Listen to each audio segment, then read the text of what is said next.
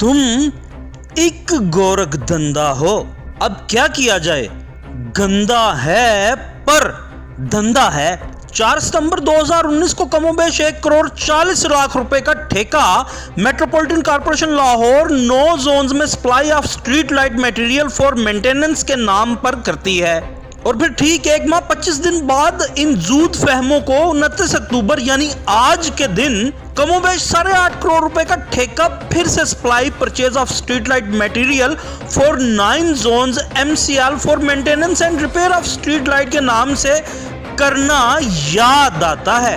अब है कोई पूछने वाला कि जनाब आपकी टेंडर कमेटी टेक्निकल टीम ने इन दोनों टेंडर्स की मंजूरी कैसे और क्यों कर दे दी है।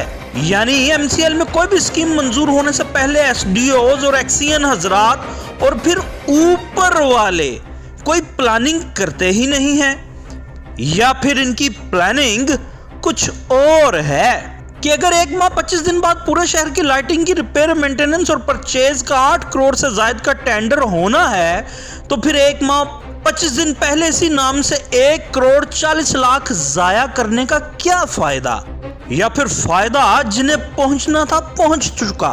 अब तो CM पंजाब और एडमिनिस्ट्रेटर MCL जाने कि ये 1,40,00,000 कहां गया और टेक्निकल टीम कहां गुम हो गई है, या फिर कुछ तो है जिसकी पर्दादारी है। अदील शुजा, खबरिस्तान, लाहौर।